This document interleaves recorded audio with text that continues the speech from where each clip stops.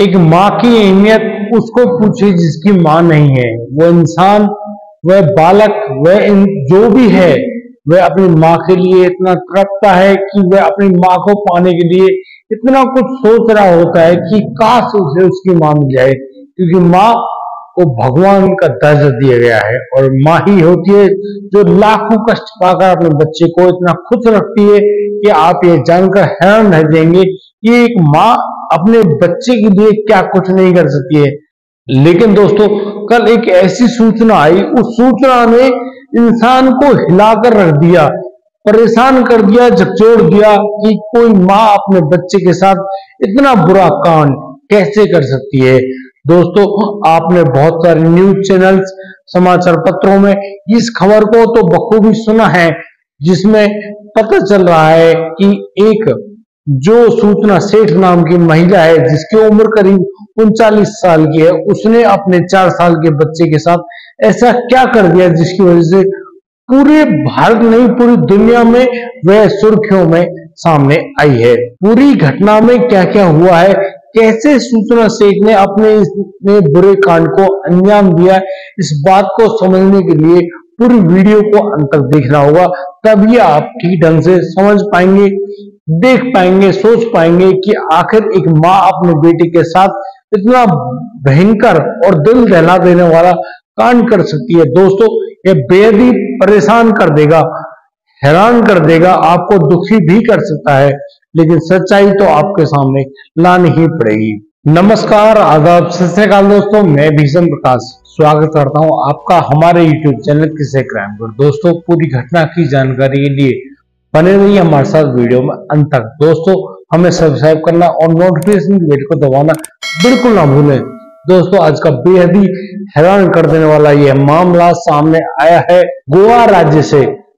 दोस्तों, एक taxi driver जिसका नाम रॉय होता है, रॉय अपनी टैक्सी को, अपनी सवारी को लेकर आगे बढ़ रहा होता है। उसको जल्दी से जल्दी पहुंचना है बेंगलुरु। अचानक से एक फोन बज उठता है रॉय का, रॉय के पास।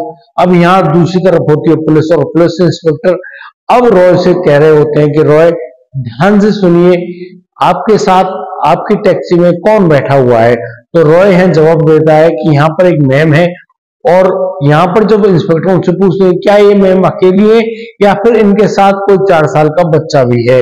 दोस्तों, यहाँ पर रॉय मना कर देता है कि यहाँ पर ये मैम अकेली है, इनके साथ कोई 4 साल का बच्चा नहीं है। लेकिन जब ये गाड़ी में बैठी थी तो डिग्गी में इन्होंने एक बड़ा बैग रखा था, बस। अब इंस्पेक्टर रॉय से कहते हैं कि तुम हमारी इस मैम से बात करा दीजिए। दोस्तों, यहाँ पर रॉय अपने फोन को उन मैडम को पकड़ा देता है, और वो मैडम फोन पे बात कर रही होती है, और वो हेलो बोलती है। तो पुलिस इंस्पेक्टर उनसे बोलते हैं कि मैं ऐसे ऐसे इस थाने से बोल रहा हूँ, पुलिस इंस्पेक्टर, मुझे आपसे सिर्फ एक सूचना पूछनी है कि आप जब 3 दिन पहले इस गोवा में आई थी, इस होटल में आई थी, तब आपके साथ एक लड़का था, आज वह लड़का कहाँ है।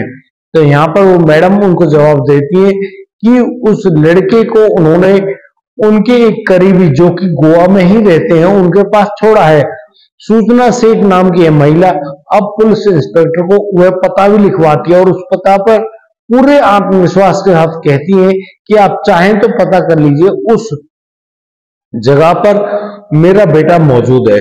दोस्तों, इतना कहकर अब पुलिस इंस्पेक्टर उस फोन को कट कर देते हैं। दोस्तों, रॉय अपनी सवारी को लेकर आगे बेंगलोर की तरफ बढ़ रहा होता है, और अब उनकी गाड़ी जो कि एक इनोवा कार है, वह अब गोवा राज्य को पार करते हुए कर्नाटक राज्य में प्रवेश कर जाती है।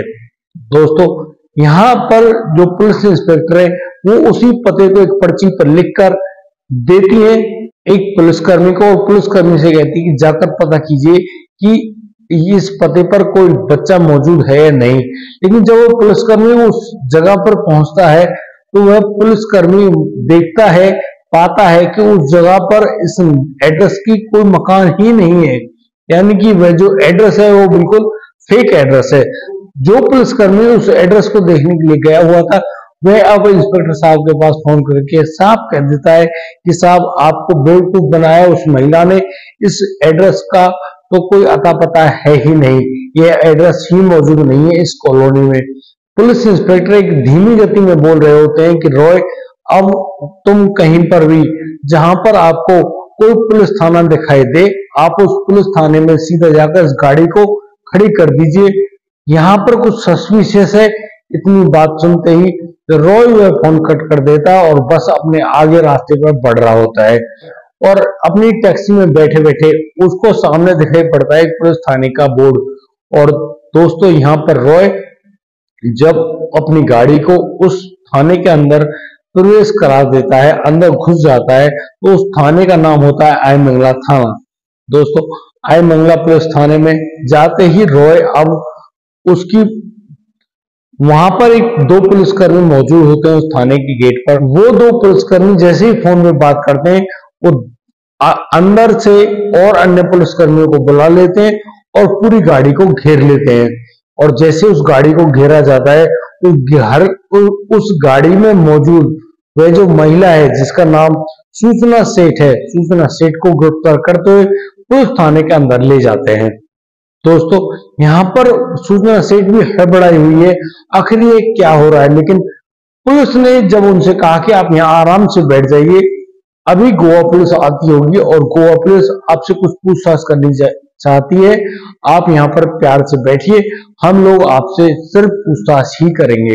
दोस्तों, ऐसा कहकर अब उस सूचना सेठ को आई मंगला पुलिस थाने में बिठा लिया जाता है। कुछ समय बाद अब वहां पर गोवा पुलिस भी आ जाती है और गोवा पुलिस अब उस सूचना सेठ से पूछताछ कर रही होती है कि आप इस बैग को लेकर कहां जा रही थी। पुलिस कर्मी उस बैग की जांच करते हैं, तो उस बैग की जांच करने पर उस 4 साल के बेटे का जो डेड बॉडी था वह मिलता है। उसे देखते ही सभी लोग चौंक जाते हैं, हैरान रह जाते हैं कि आखिर इस महिला ने अपने ही 4 साल के बच्चे को कैसे मार दिया, कैसे कत्ल कर दिया। इसको बिल्कुल भी दर्द नहीं आया।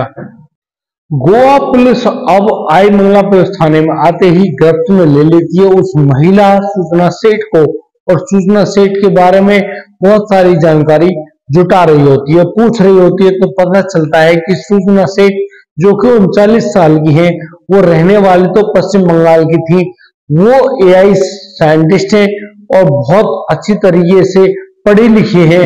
वो संस्कृत भाषा में ग्रेजुएट भी है और उन्होंने विश्व की कई भाषाओं पर एक अच्छी पकड़ बना रखी है। और दोस्तों, मैं आपको बता दूं कि उन्होंने एक कंपनी भी खोली है, उस कंपनी का नाम होता है mindful AI company. Mindful AI lab की सीईओ होने के नाते काफी अच्छे पैसे वाली भी है। दोस्तों, यहाँ जब उससे और पूछा जाता है तो वो बताती हैं कि करीब 10 साल पहले वो जब बेंगलोर आई थी तो उनकी मुलाकात होती है एक एआई साइंटिस्ट जिनका नाम वेंकट रमन होता है। वेंकट रमन से अब उनको प्यार हो जाता है और उसी प्यार के चलते दोनों एक दूसरे से शादी कर लेते हैं। दोस्तों, उनकी शादी होने के बाद अब करीब जब उनका बच्चा पैदा होता है, वो भी 6 साल बाद उनकी शादी के, तो उस बच्चे को लेकर अब उन दोनों के बीच में काफी लड़ाई झगड़े भी होते हैं और इसी लड़ाई झगड़े के कारण अब दोनों ने एक दूसरे के खिलाफ केस डाल रखा है तलाक लेने का। लेकिन दोस्तों, उस तलाक के चलते जो एक छोटा सा 4 साल का बच्चा है, वह अपने पिता के कुछ ज्यादा ही करीब होता है।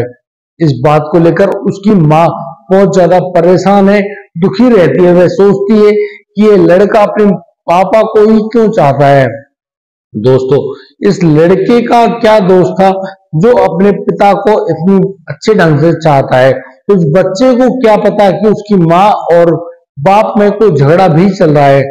कोर्ट में चल रही इस मामले के दौरान कोर्ट के जज अब उन दोनों से कहते हैं कि आप समझ जाइए, छोटे से बच्चे की कस्टडी के लिए आप इतनी बुरी तरह से क्यों झगड़ते हैं।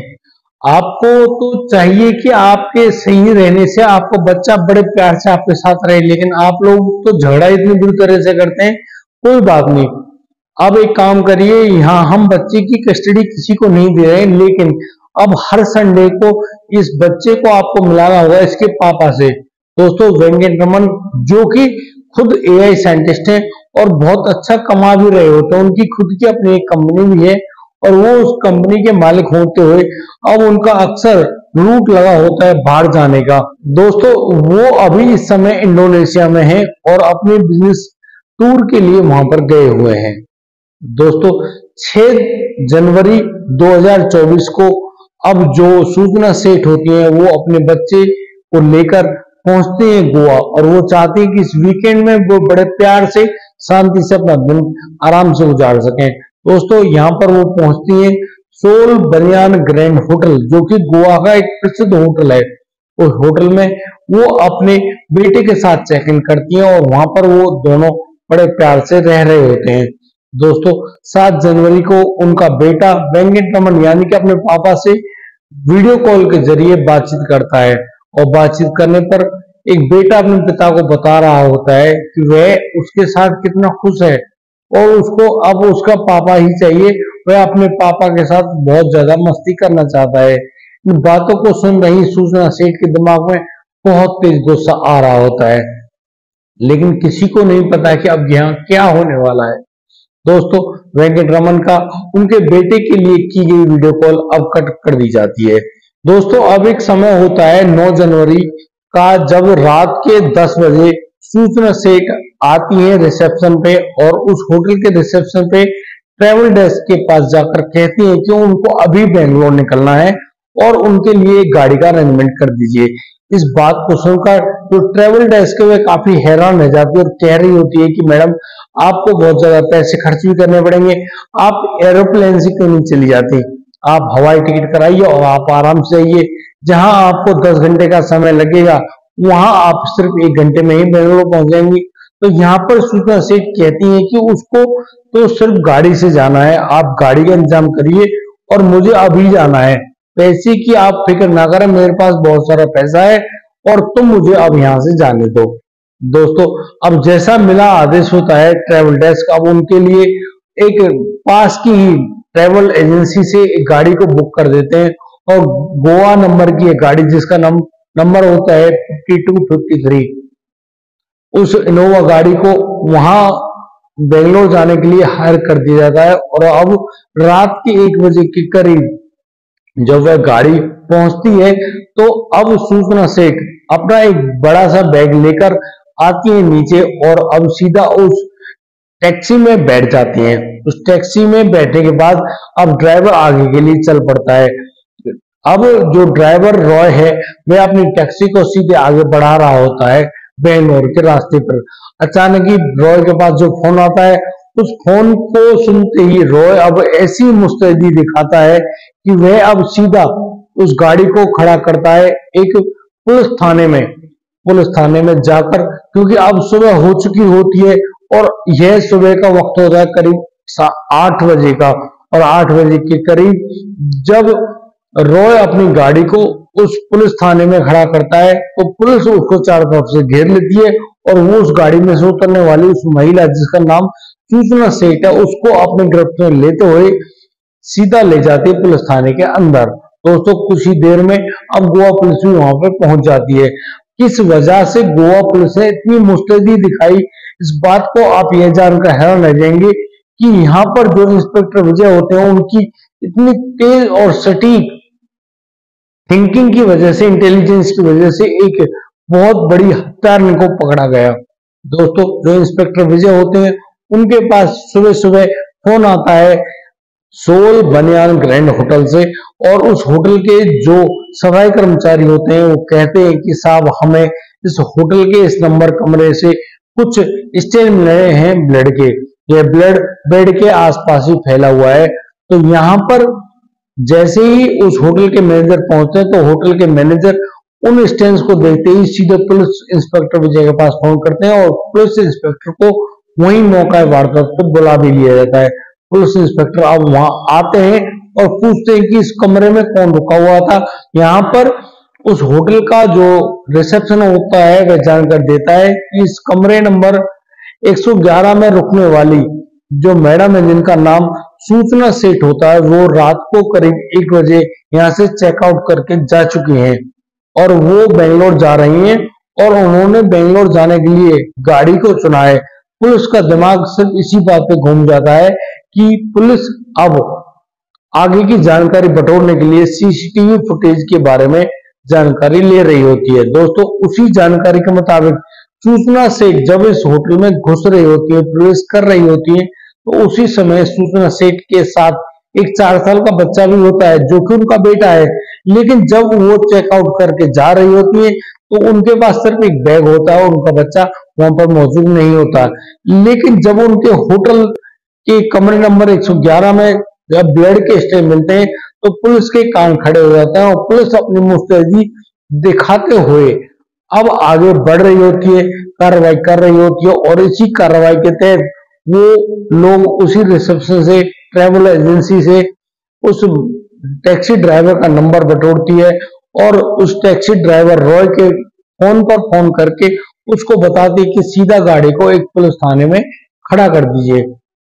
दोस्तों अब गोवा पुलिस कर्नाटक में घुस जाती है और कर्नाटक के इस जो आयमंगला पुलिस थाना है वहां पर पहुंचती है और उनको बताती है पूरी जानकारी। और उसी जानकारी के तहत वो अब सूचना सेठ को गिरफ्तार करके अपने साथ ले आती है और साथ ही साथ उस 4 साल के बच्चे का शव जो कि एक बैग में पैक हुआ रखा है उसको भी गिरफ्तार लेती है और उसको पोस्टमार्टम के लिए हॉस्पिटल भेजती है। दोस्तों यहाँ पर जो हॉस्पिटल के डॉक्टर हैं उन डॉक्टर ने बताया कि इस लड़के को मरे हुए करीब 36 घंटे हो चुके हैं और इस लड़के की जो जान इसकी मां ने ली है वह इसके मुंह को तकिए या फिर बड़े तौलिया से दबा कर ही लिए, क्योंकि यहाँ जब उनका दम घुटता है उस बच्चे का तो उसके चेहरे की नस तक उभर आई थी। दोस्तों हम आपको उस बच्चे का फोटो नहीं दिखा पाएंगे लेकिन उसकी मासूमियत को देखकर किसी का भी दिल भर आएगा। दोस्तों यहाँ पर एक माँ अपने पति से जलिस के कारण अपने ही बच्चे की जान ले लेती है। कितनी कलयुगी माँ होगी। इस चेहरे को आप बहुत ढंग से गौर से देख रहे होंगे कि आखिर एक माँ कैसा कार्य, कैसा बुरा कांड कर सकती है। दोस्तों जैसा कि अभी पिछले कुछ दिनों में आपने एक खबर सुनी जो हमने कल की वीडियो में बताया था कि दिव्या पाहुजा नाम की इस मॉडल की हत्या हो जाती है और उस हत्या को होने में पुलिस मात्र एक कदम आगे बढ़ाने से चूक जाती है जो कि गुरुग्राम पुलिस होती है और अभी तक वह पुलिस दिव्या पाहुजा के सबको बरामद नहीं कर पाई है। लेकिन एक छोटी सी सूचना पर गोवा पुलिस ने इतनी अच्छी मुस्तैदी दिखाई है कि उस गोवा पुलिस ने अब उस महिला को गिरफ्तार कर लिया है। यह वही महिला है जिसने अपने 4 साल के बच्चे की जान ले ली है। दोस्तों यह बेहद ही खतरनाक कार्य है। कोई भी माँ इतनी भयंकर डायन कैसे हो सकती है जो अपने पति से इस प्रकार की नफरत करने लगती है कि इसी नफरत के चलते वह अपने छोटे से बच्चे की जान भी ले लेती है। दोस्तों यह बेहद ही अंदर तक हिला देने वाला मामला है। दोस्तों मेरी उम्मीद है मैंने काफी अच्छी कोशिश करी है आपको यह सारी सूचना देने के लिए। उम्मीद करता हूँ आपको यह वीडियो पसंद आई होगी। यदि आपको हमारी ये वीडियो और दी गई जानकारी अच्छी लगी हो तो आप हमें लाइक करें, कमेंट करें, शेयर करें और हाँ सब्सक्राइब करना बिल्कुल ना भूलें।